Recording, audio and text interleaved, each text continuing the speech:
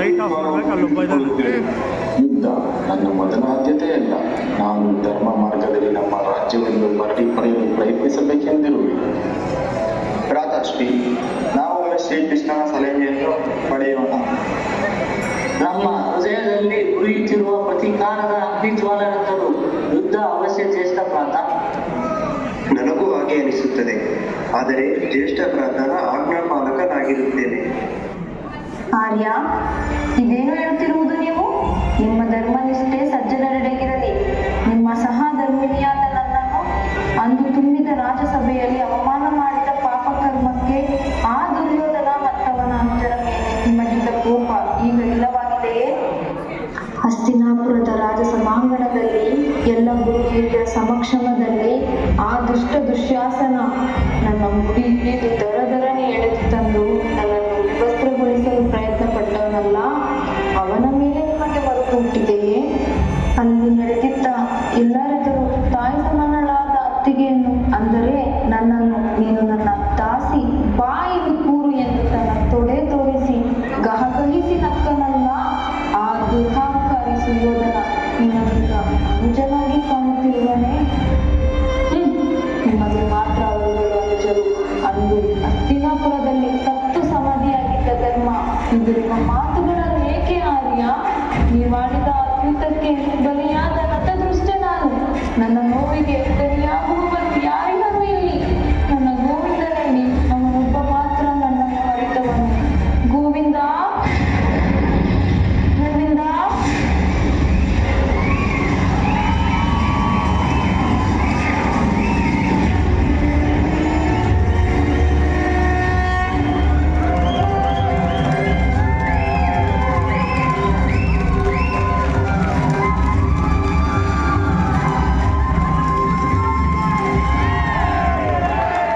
ಸಖಿ ದ್ರೌಪದಿ, ಗೋವಿಂದ, ನನ್ನ ಕೂಗು ಕೇಳಿಸಿದೆ ನಿನಗೆ?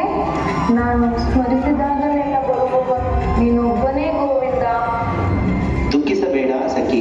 ನಿನ್ನ ಅಂತರಾಳದ ನೋವಿಗೆ ಪಾಂಡವರು ಖಂಡಿತ ಮರುಗುವರು. ಅವರಿಗೂ ಆ ದ್ಯೂತ ಸಭೆಯಲಾದ ಅವಮಾನಕ್ಕೆ ಸೇಡು ತೀರಿಸಿಕೊಳ್ಳಬೇಕೆಂಬ ಹಂಬಲವಿದೆ. ಯುಧಿಷ್ಠಿರ ಜನ್ಮತಃ ಧರ್ಮಾತ್ಮ. ಅವನ ಹೃದಯ ನಿಷ್ಕಲ್ಮಶವಾದುದು. ಯುದ್ಧದ ಭೀಕರತೆಯನ್ನು ಆತಬಲ್ಲ. ಆದ್ದರಿಂದ ಧರ್ಮ ಮಾರ್ಗದಲ್ಲಿ ರಾಜ್ಯವನ್ನು ಮರಳಿ ಪಡೆಯುವ ಮಾತುಗಳು ಆಡುತ್ತಿರುವುದು. ಆ ದುರ್ಯೋಧನ ಒಪ್ಪುತ್ತಾನೆ ಎಂದುಕೊಂಡಿರುವೆಯಾ? ಖಂಡಿತ ಇಲ್ಲ. ಒಂದು ಪ್ರಯತ್ನ ಮಾಡುವುದರಲ್ಲಿ ಸಮಸ್ಯೆ ಇಲ್ಲ ತಾನೆ? ಮಾಧವ, ಪ್ರಣಾಮಗಳು. ನಾವು ಸ್ಮರಿಸಿದ ಕೂಡಲೇ ನೀವು ಕಾಣಿಸಿಕೊಂಡಿರುವುದು ನಮಗೆ ಆತ್ಮಬಲ ತಂದಿದೆ. ನಮ್ಮ ಪರವಾಗಿ ನೀವು ಹಸ್ತಿನಾಪುರಕ್ಕೆ ತೆರಳಿ ಸಂಧಾನ ಸೂತ್ರವನ್ನು ತಿಳಿಸಲು ಕೋರುತ್ತೇನೆ. ಒಂದು ವೇಳೆ ಈ ರಾಜ್ಯವನ್ನು ಮರಳಿಸಲು ಒಪ್ಪದಿದ್ದಲ್ಲಿ 5 ಗ್ರಾಮಗಳನ್ನಾದರೂ ಕೇಳು. ಆಗಲು ಒಪ್ಪದಿದ್ದಲ್ಲಿ ಯುದ್ಧ ಅನಿವಾರ್ಯ.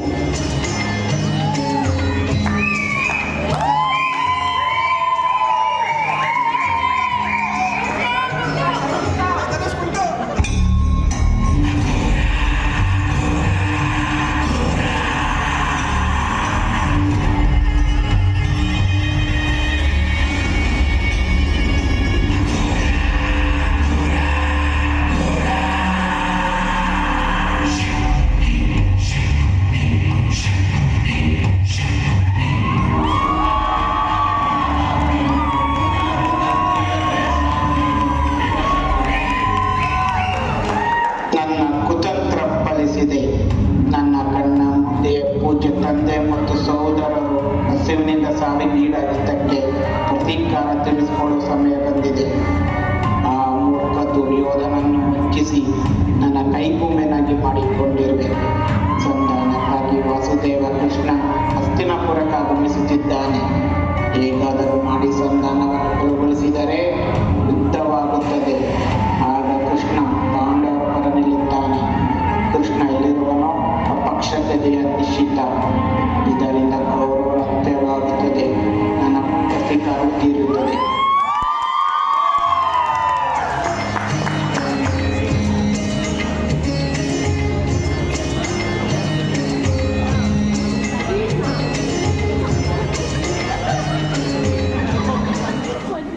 ಯಾದವಕುಲ ಶ್ರೇಷ್ಠ ವಾಸುದೇವ ಕೃಷ್ಣನಿಗೆ ಹಸ್ತಿನಾಪುರದ ರಾಜ್ಯಸಭೆಗೆ ಸ್ವಾಗತ.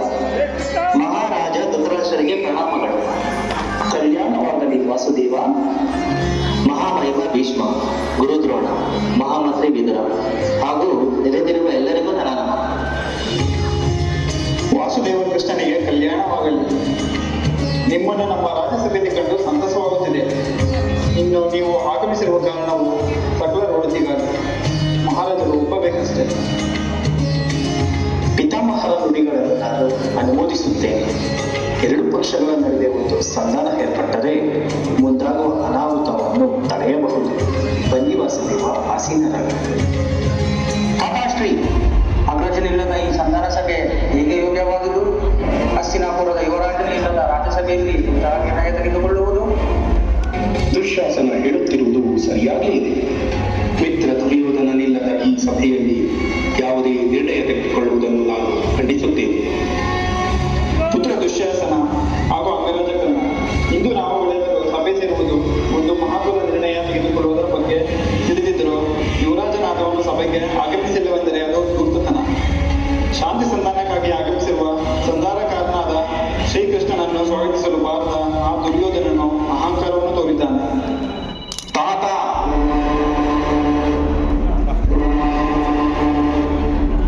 ಸಾಕು ಮಾಡಿ ನಿಮ್ಮ ಪಾಂಡವ ಪಕ್ಷಪಾತ ಬುದ್ಧಿಯನ್ನು. ಅಗ್ರಜನ ಆಗಮನವಾಯಿತೆಂದು ತಿಳಿಯುತ್ತದೆ.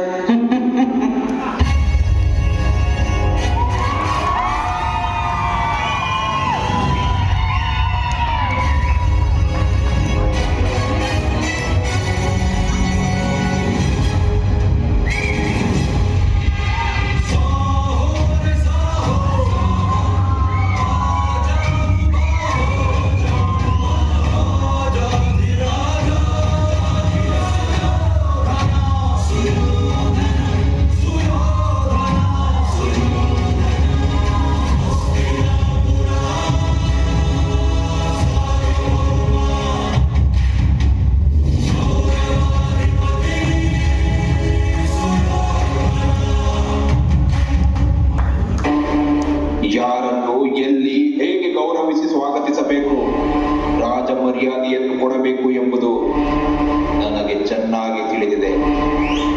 ಅದನ್ನು ಯಾರಿಂದಲೂ ಕಲಿಯುವ ಅವಶ್ಯಕತೆ ಇಲ್ಲ. ಈ ಪಾಂಡವ ಪಕ್ಷಪಾತಿ ಕಪಟಿ ಕೃಷ್ಣನನ್ನು ಸ್ವಾಗತಿಸಲು ನಾನು ಬರಬೇಕಿದ್ದೆ.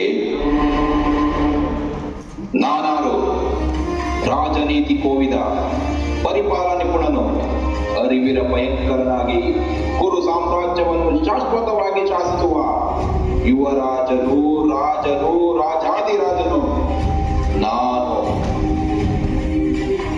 ಭ್ರಾತ ದುರ್ಯೋಧನ, ಈ ಲೋಕದಲ್ಲಿ ಶಾಶ್ವತವೆಂಬುದು ಯಾವುದೂ ಇಲ್ಲ.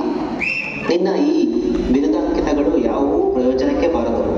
ನೀನೆಷ್ಟು ಮೂರ್ಖನೆಂಬುದು ಈಗಾಗಲೇ ಎಲ್ಲರಿಗೂ ತಿಳಿದಿರುವ ವಿಚಾರ. ಯಾತೋ ದಾಳವಾಗಿ ನೀನು ಬಳಕೆಯಾಗುತ್ತಿರುವೆ.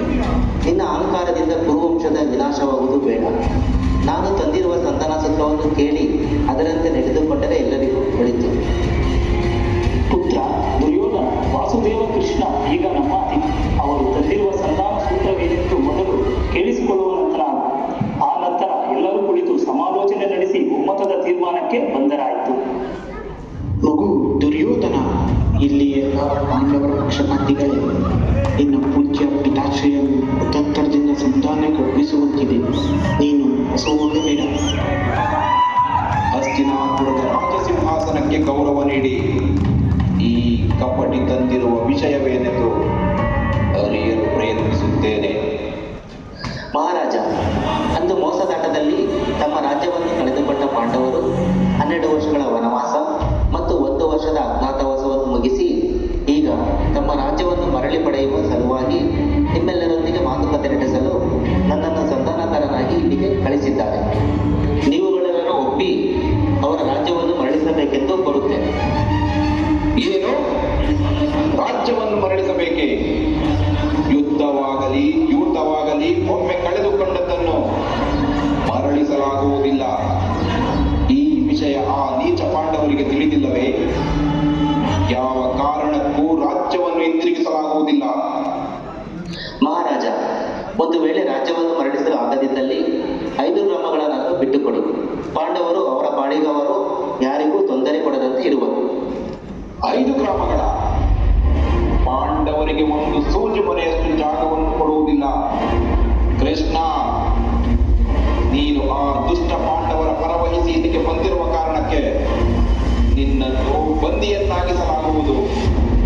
ದುಶ್ಯಾಸನ, ಈ ನಿನ್ನ ಅಹಂಕಾರ ಭಾವವೇ ನಿನಗೆ ಪುರುವಾಗುವುದು. ನೀನು ನಾಶವಾಗುವುದಲ್ಲದೆ ಇಡೀ ಕುರುವಂಶವನ್ನು ವಿನಾಶದ ದಾರಿಯತ್ತ ಎಳೆದೊಯ್ಯುತ್ತಿರುವೆ. ಕೌರವರು ಮತ್ತು ಪಾಂಡವರ ನಡುವಿನ ಯುದ್ಧ ನಿಷಿದ್ಧ, ಮತ್ತಿದರ ಪರಿಣಾಮ ನಿನ್ನ ಘೋರ ಅಂತ್ಯ.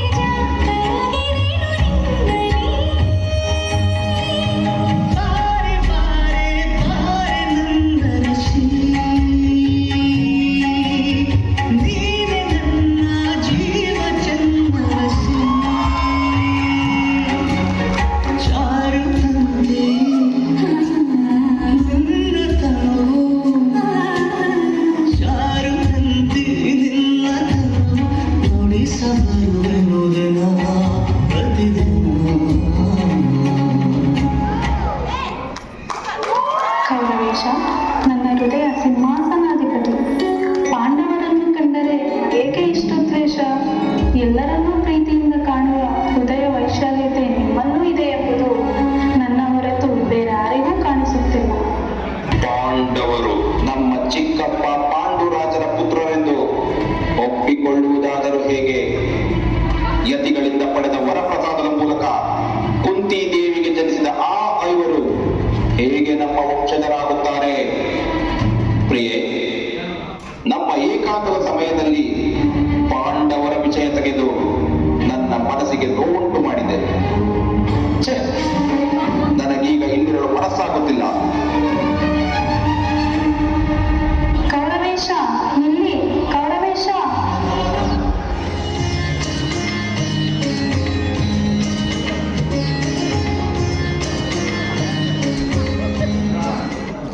ವಾಸುದೇವ ಕೃಷ್ಣನಿಗೆ ಪ್ರಣಾಮ. ನನ್ನನ್ನು ಭೇಟಿಯಾಗಬೇಕೆಂಬ ತಮ್ಮ ಉದ್ದೇಶವೇನೆಂದು ನಾನು ತಿಳಿದುಕೊಳ್ಳಬಹುದೇ? ಕರ್ಣ, ನಿನ್ನ ಹುಟ್ಟಿನ ಸತ್ಯವನ್ನು ತಿಳಿಸಲು ಇಲ್ಲಿಗೆ ಬರಲು ಹೇಳಿದರು. ನನ್ನ ಜನ್ಮ ರಹಸ್ಯವೇ ಅದೇನದು ವಾಸುದೇವ? ನೀನು ರಾಧೆಯನಲ್ಲ ಕರ್ಣ, ಬದಲಾಗಿ ಕೌಂತಿಯನಾಗಿರುವೆ. ಕುಂತಿ ಮಾತೆ ಕುಮಾರಿಯಾಗಿದ್ದ ಸಂದರ್ಭದಲ್ಲೇ ಸೂರ್ಯದೇವನಿಂದ ನಿನ್ನ ಮಗುವಾಗಿ ಪಡೆದಿರು. ಇದೇನು ಹೇಳುತ್ತಿರುವಿರಿ ವಾಸುದೇವ? ನಾನು ಕೌಂತೆಯನಾಗಲು ಹೇಗೆ ಸಾಧ್ಯ? ಹಾಗಾದರೆ ನಾನು ಪಾಂಡವರ ಅಗ್ರಜನೆ? ಇಲ್ಲ, ನಾನಿದನ್ನು ಎಂದೂ ಒಪ್ಪುವುದಿಲ್ಲ. ವೃಥಾ ನೀವು ನನ್ನನ್ನು ಮಾನಸಿಕವಾಗಿ ಗುರುತಿಸಲು ಪ್ರಯತ್ನಿಸುತ್ತಿರುವಿರಿ ಎಂದು ಅನಿಸುತ್ತಿದೆ. ನಿಮ್ಮ ಮಾತುಗಳನ್ನು ನಂಬಿ ನಾನೆಂದೂ ದುರ್ಯೋಧನನ ಸ್ನೇಹವನ್ನು ಕಳೆದುಕೊಂಡು ಪಾಂಡವರ ಪಕ್ಷಕ್ಕೆ ಸೇರಿಕೊಳ್ಳಲಾರೆ. ನೀನು ಒಪ್ಪದಿದ್ದರೂ ಇದೇ ಸತ್ಯ. ಅಧರ್ಮದ ಪರವಾಗಿರುವ ನೀನು ಧರ್ಮದ ಪರವಹಿಸಲು ಕೇಳಿಕೊಂಡನಷ್ಟೆ. ನೀನು ಕೌರವರ ಪರವಾಗಿ ನಿಂತರೂ ಯುದ್ಧದ ಫಲಿತಾಂಶವೇನು ಬದಲಾಗುವುದಿಲ್ಲ. ನಿನ್ನ ಬದುಕಿನಲ್ಲಿ ವಿಧಿಯ ಪಾತ್ರ ಇನ್ನೂ ಬಹಳಷ್ಟಿದೆ. ನಿನಗೆ ಮಂಗಳವಾಗಲಿ.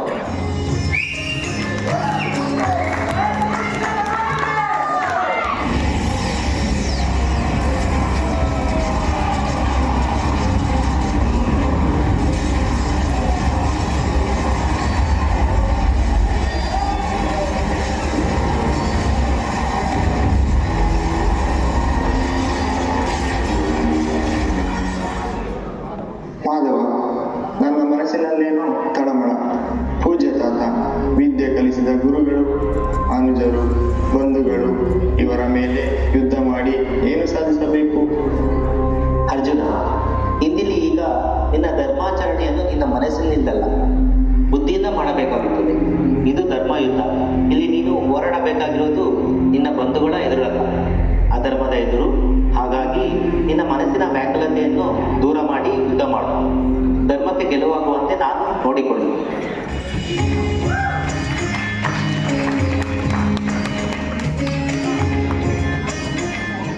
ಪಿತಾಮಹ ಭೀಷ್ಮ ಮತ್ತು ಗುರು ದ್ರೋಣಾಚಾರ್ಯರ ಅಂತ್ಯವಾಗಿ ಹೋಗಿದೆ.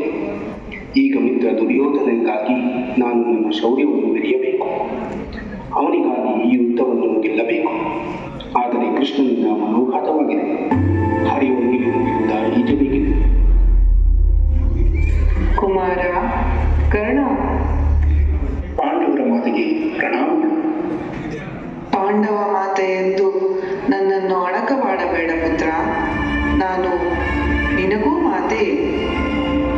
ಇಂದು ನನ್ನನ್ನು ಅಕ್ಕರಿಂದ ಮಗನೆಂದು ಕರೆಯುತ್ತಿರುವ ನೀವು ಎಂದಾದರೂ ತಾಯಿಯ ವಾತ್ಸಲ್ಯ ಮಮತೆಯನ್ನು ತೋರಿದ್ದೀರಾ? ನಿಮ್ಮ ಕಣ್ಣೆದುರಲ್ಲಿ ನನಗೆ ಅವಮಾನವಾಗುತ್ತಿದ್ದರೂ ನನ್ನೆಡೆಗೆ ಧಾವಿಸಿ ಬಂದು ಸಂತೈಸಲಿದೆ. ಅಂದು ಸಮಾಜ ನನ್ನನ್ನು ಕೆಟ್ಟದಾಗಿ ನೋಡುತ್ತದೆ ಎಂದು ಭಾವಿಸಿ ನನ್ನನ್ನು ಬೆಳೆಸಿದೆ. ಆದರೆ ಇಂದು ಯಾವ ಕಾರಣಕ್ಕಾಗಿ ಮೊದಲಿಂದ ಮಾತನಾಡಿಸಿರುವುದರಲ್ಲಿ ರಾಜಮಾತೆ. ಹೀಗೆಲ್ಲ ಮಾತನಾಡಿ ನನ್ನ ಮನವನ್ನು ನೋಯಿಸಬೇಡ ಪುತ್ರ. ಈಗಲೂ ಸಮಯ ಮೀರಿಲ್ಲ. ನೀನು ಪಾಂಡವರ ಪಕ್ಷಕ್ಕೆ ಬಂದು ಬಿಡು. ನಾನು ಯುಧಿಷ್ಠಿರನನ್ನು ಒಪ್ಪಿಸುತ್ತೇನೆ. ನೀನೇ ರಾಜನಾಗಬಹುದು. ರಾಜನಾಗುವ ಬಯಕೆಯಿಂದ ದುರ್ಯೋಧನನ ಸ್ನೇಹವನ್ನು ತೊರೆದುಕೊಳ್ಳಲು ಕೇಳಿಕೊಳ್ಳುತ್ತಿರುವ ಮಾತೆ.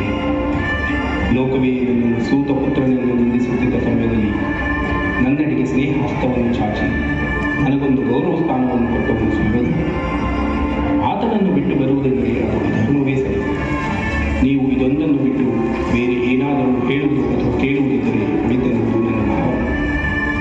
ಹಾಗಿದ್ದಲ್ಲಿ ನನ್ನದೊಂದು ಮಾತನ್ನು ನಡೆಸಿಕೊಡುವೆಯ ಪುತ್ರ. ಪಾಂಡವರೆದುರು ನೀನು ಶಸ್ತ್ರ ಎತ್ತಬೇಡ. ಇದೆಂತಹ ಮಾತುಗಳು ಮಾತೆ? ವೀರನೊಬ್ಬ ಎದುರಾಳಿಗಳೆದುರು ಶಸ್ತ್ರ ಎತ್ತದಿರುವುದು ಅಂದರೆ ನಿಮ್ಮ ಮನೋಭಿಲಾಷೆಯನ್ನು ಅರಿಯಬೇಕು. ಚಿಂತಿಸಬೇಕು. ಯುದ್ಧದಲ್ಲಿ ಅರ್ಜುನನ ಹೊರತು ಬೇರಾವ ಪಾಂಡುಪುತ್ರರನ್ನು ವಧಿಸುವುದಿಲ್ಲ. ಪುತ್ರ, ಯಾರಾದರೂ ಏನಾದರೂ ದಾನ ಬೇಡಿದರೆ ನೀಡುವುದರಲ್ಲಿ ನೀನು ಹೆಸರುವಾಸಿ. ಅರ್ಜುನನೆದುರಿನ ಯುದ್ಧದಲ್ಲಿ ಒಮ್ಮೆ ಬಿಟ್ಟ ಬಾಣವನ್ನು ಮತ್ತೆ ಪ್ರಯೋಗಿಸುವುದಿಲ್ಲ ಎಂದು ಮಾತು ಕೊಡು. ಇದೇ ದಾನವನ್ನಾಗಿ ನಾನು ಬೇಡಿಕೊಳ್ಳುತ್ತಿರುವೆ. ಮಾತೆ, ಅರ್ಜುನನನ್ನು ಉಳಿಸಿಕೊಳ್ಳುವ ಸಲುವಾಗಿ ಈ ದಾನವನ್ನು ಕೇಳಲು ಆ ವಾಸುದೇವ ಕೃಷ್ಣ ಹೇಳಿಕೊಟ್ಟಿರುವನೇ? ಅಂದು ಇಂದ್ರದೇವ ನನ್ನ ಕವಚ ಕರ್ಣಕುಂಡಲಗಳನ್ನು ದಾನವನ್ನಾಗಿ ತೆಗೆದುಕೊಂಡು ಹೋದರು. ಇಂದು ನೀವು ಬಂದಿರುವಿರಿ. ಅರ್ಜುನನನ್ನು ಸೋಲಿಸಲು ನನಗೆ ಯಾವ ದಿವ್ಯಾಸ್ತ್ರದ ಅಗತ್ಯವಿಲ್ಲ. ನನ್ನಲ್ಲಿರುವ ತುಂಬಿದೆಯೇ ಸಾಕು. ನಾನು ನಿಮಗೆ ಮಾತು ಕೊಡುತ್ತಿದ್ದೇನೆ. ನಾನಿನ್ನು ತೆರಳಬೇಕು. ನನ್ನನ್ನು ಆಶೀರ್ವದಿಸಿ.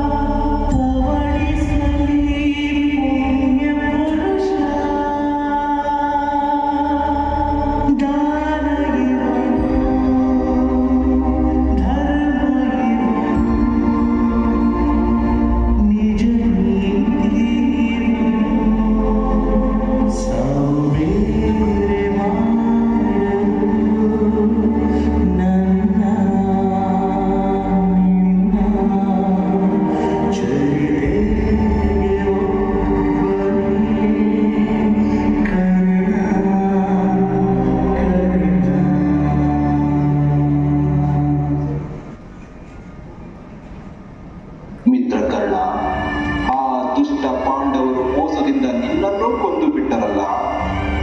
ಪಿತಾಮಹ ಭೀಷ್ಮ, ಗುರು ದ್ರೋಣಾಚಾರ್ಯ ಹಾಗೂ ಪ್ರಿಯ ಅನುಜ ದುಶ್ಯಾಸನ ಅಂತ್ಯವಾದಾಗಲೂ ನನಗೆ ನೋವಾಗಿರಲಿಲ್ಲ. ಇಂದು ನಿನ್ನನ್ನು ಕಳೆದುಕೊಳ್ಳುತ್ತಿರುವಾಗ ಹೃದಯಕ್ಕೆ ನೋವಾಗುತ್ತಿದೆ. ಇನ್ನು ಈ ರಾಜ್ಯ ಬೇಕೆ? ರಾಜ ವೈಭೋಗ ಬೇಕೆ? ಹೌದು, ಯುದ್ಧ ನನಗೆ ಅವಶ್ಯವಲ್ಲ.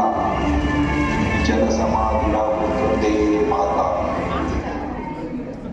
ಪುತ್ರ ದುರ್ಯೋಧನ, ನಿನ್ನೆಲ್ಲ ಅನುಜರನ್ನು ಮತ್ತು ಮಿತ್ರನನ್ನು ಕಳೆದುಕೊಂಡ ಮೇಲೆ ನೀನು ಒಬ್ಬಂಟಿಯಾಗಿ ಹೋಗಿರುವೆ. ಚಿಂತಿಸಬೇಡ. ನನ್ನ ಇದುವರೆಯ ತಪಸ್ಸಿನಿಂದ ನಿನ್ನನ್ನು ವಜ್ರಕಾಯನನ್ನಾಗಿ ಮಾಡುವೆ. ನೀನು ಈಗಲೂ ಯುದ್ಧವನ್ನು ಜಯಿಸಬಹುದು. ಮಾತೆ, ನನ್ನನ್ನು ಕ್ಷಮಿಸಿಬಿಡಿ. ನನಗೆ ಈ ಸಮಯದಲ್ಲಿ ಯಾವ ನಿರ್ಣಯವನ್ನು ತೆಗೆದುಕೊಳ್ಳಬೇಕೆಂದು ತೋಚುತ್ತಿಲ್ಲ. ಒಂದು ವೇಳೆ ಯುದ್ಧವೇ ಅನಿವಾರ್ಯವಾದರೆ ನಿಮ್ಮ ತಪಸ್ಸಿನ ಶಕ್ತಿಯನ್ನು ನನಗೆ ಧಾರೆಯಿರಿ.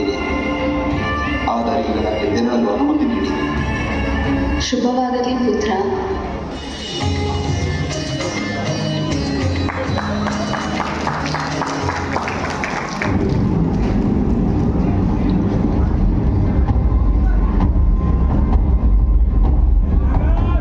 ನಮ್ಮ ಶೌರ್ಯಕ್ಕೆ ಎದುರಿ ನೀರಿನಲ್ಲಿ ಅಡಗಿ ಕುಳಿತಿರುವೆ ದುರ್ಯೋಧನ. ಇಲ್ಲವೋ ದುರ್ಯೋಧನ, ನಿನ್ನ ಹೆಸರಿಗೆ ಅರ್ಥ ಗೊತ್ತಿದೆಯಾ? ನಿನ್ನೊಡನೆ ಸಮಾನವಾಗಿ ಯುದ್ಧ ಮಾಡಲು ಬೇರೊಂದು ಇಲ್ಲವೆಂದು. ಈಗಲೂ ಕಾಲ ಮಿಂಚಿಲ್ಲ. ನಿನ್ನ ಅಹಂಕಾರವನ್ನು ತೊರೆದು ಶರಣಾಗು. ನನ್ನ ತಮ್ಮನೆಂದು ಒಪ್ಪಿಕೊಂಡು ನಿನಗೆ ಅರ್ಧ ರಾಜ್ಯವನ್ನು ಬಿಟ್ಟುಕೊಡುತ್ತೇನೆ. ಈ ರೀತಿ ನೀರಿನಲ್ಲಿ ಅಡಗಿ ಕುಳಿತು ಬದುಕುವುದು ಸತ್ತ ಹಾಗೆ. ನೀರಿನಿಂದ ಮೇಲೆ ತುಂಬಾ ಗೌರವೇಶ. ಇಲ್ಲ, ಯುದ್ಧವನ್ನು ಸೋತೆ ಎಂದು ಒಪ್ಪಿಕೋ.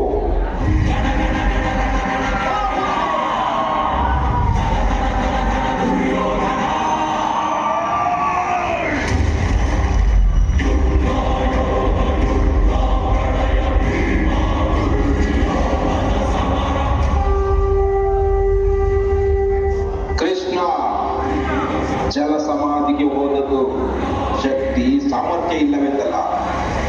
ನನ್ನ ಹಿತನಾದ ಮಿತ್ರ ಕರ್ಣ ಹತನಾದ ಎಂಬ ವೈರಾಗ್ಯದಿಂದ. ಏನಂದೆ ಧರ್ಮನಂದನ? ಅರ್ಧ ರಾಜ್ಯವ? ಯಾವ ರಾಜ್ಯ? ನಾನು ನನ್ನ ಸ್ವಾಭಿಮಾನವನ್ನು ತೊರೆದು ಶರಣಾಗಬೇಕೆ? ಬೇಕಿದ್ದರೆ ಹೋರಾಡುತ್ತೇನೆ ವಿನಃ ನಿನಗೆ ಶರಣಾಗುವ ಮಾತೇ ಇಲ್ಲ. ನಿಮ್ಮಿಚ್ಛೆಯಂತೆ ಆಗಲಿ. ನಮ್ಮ ಐವರಲ್ಲಿ ಯಾರೊಬ್ಬರು ಎದುರಾದರೂ ಯುದ್ಧ ಮಾಡಿ ಜಯಿಸಿದರೆ ಈ ಕುರುಕ್ಷೇತ್ರ ಯುದ್ಧದಲ್ಲಿ ನೀನೇ ಜಯ ಎಂದು ಘೋಷಿಸುತ್ತೇನೆ. ಯುದ್ಧಕ್ಕೆ ಸಿದ್ಧವೇ? ಸಿದ್ಧ. ಯಾರ ಜೊತೆ ಮಾಡಲಿ ಯುದ್ಧ? ಈ ನಕುಲ ಸಹದೇವರು ನನ್ನ ಒಂದೇ ಮುಷ್ಟಿ ಪ್ರಹಾರದಲ್ಲಿ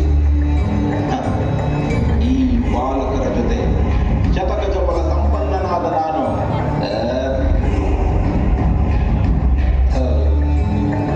ಇನ್ನು ಈ ಬೃಹನ್ನಳ ಜೊತೆ ಯುದ್ಧ ಮಾಡಲು ನನ್ನ ಗದೆ ಆಗ್ತದೆ. ಇನ್ನು ನೀನು ನೋಡಲು ಕ್ಷತ್ರಿಯರಂತೆ ಕಂಡರು ಮಾರ್ಜಾಲ ನ್ಯಾಯ ಹೇಳುವ ಮಂತ್ರಿಯಂತೆ ಕಾಣುತ್ತಿರುವೆ. ನಿನ್ನ ಜೊತೆ ಯುದ್ಧ ಏನೋ ಹೊಟ್ಟೆ ಮಾಡ. ನನ್ನ ಹೆಸರಿನಲ್ಲಿ ಯೋಧ ಎಂಬ ಹೆಸರೇಕೆಂದೆಯಾ? ಏಕೆಂದು ತೋರಿಸುತ್ತೇನೆ. ನಾನು ಯೋಧ, ಸದಾ ಯೋಧ, ಗದಾ ಯೋಧ. ನಾನು ಒಡೆಯುವ ಒಂದೊಂದು ಒಡೆತ ನಿನ್ನ ನೆತ್ತರಿನ ರುಚಿ ನೋಡದೇ ಬಿಡುವುದಿಲ್ಲ. ಆಲಿಡ, ಪ್ರತ್ಯಾಲಿಡ, ಸಮಪಾದ, ಸಹವೈಷ್ಣವ, ಮಂಡಲಾಗ್ರ ಎಂಬ 5 ವಿವಿಧ ಸ್ಥಾನಗಳಲ್ಲಿ ವಾಮ, ದಕ್ಷಿಣ, ಬಾಹ್ಯ, ಅಭ್ಯಂತರ ಎಂಬ ಆತ್ಮರ ಪ್ರಹಾರಗಳಲ್ಲಿ ವಿಳಂಬಿತ, ಅಕುಂಠಿತ, ಆಸ್ಫೋಟಿತ, ಉತ್ಕ್ರಾಮಿತ, ದಿಗ್ಭ್ರಾಮಿತ, ಉಚಿತ, ವಿರುತ, ಆಚಿಕ್ತ ಎಂಬ 8 ಪ್ರಹಾರಗಳಿಂದ ನಿನ್ನನ್ನು ನುಚ್ಚುನೂರು ಮಾಡುತ್ತೇನೆ. ಬಾ! ಸುಖಾಸುಮ್ಮನೆಯಿಂದ ನಿನ್ನನ್ನು ಹೊಗಳಿಕೊಳ್ಳುವುದಿಲ್ಲ ದುರ್ಯೋಧನ. ಪಾಂಚಾಲಿಯನ್ನು ಅವಮಾನಿಸಿದ ಕಾರಣಕ್ಕಾಗಿ ನಿನ್ನನ್ನು ನಾನು ಹೀಗೆ ವಂದಿಸುತ್ತೇನೆಂದರೆ ಮುಂದೆ ಯಾರೂ ಸಹ ನಿನ್ನಂತೆ ಅಹಂಕಾರದಲ್ಲಿ ಮೆರೆಯಬಾರದು. ಇಂದು ನಿನ್ನ ಅಂತ್ಯ ಕಾಣಿಸುತ್ತೇನೆ.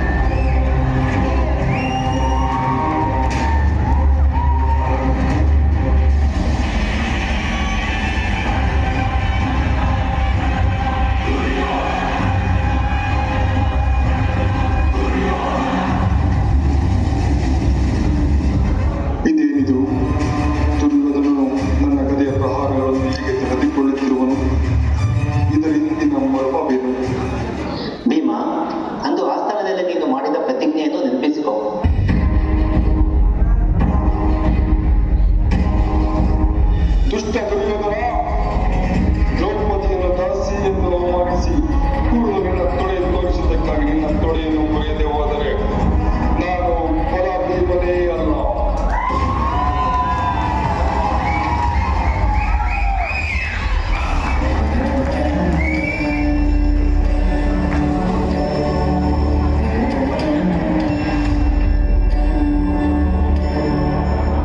ದುರ್ಯೋಧನನ ಅಂತ್ಯದಿಂದ ಅಧರ್ಮ ಅಳಿದು ಧರ್ಮ ಸಂಸ್ಥಾಪನೆ ಆಯಿತು.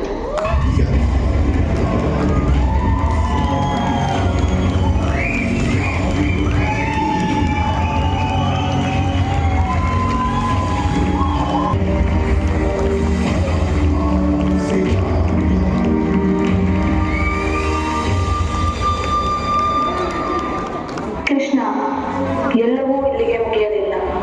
ಹೇಗೆ ಕುರುವಂಶವು ನಾಶವಾಯಿತೋ ಹಾಗೆಯೇ ನಿನ್ನ ಅಂತ್ಯವೂ ಆಗಿ ಯಾದವ ಕುಲವು ನಾಶವಾಗುತ್ತದೆ.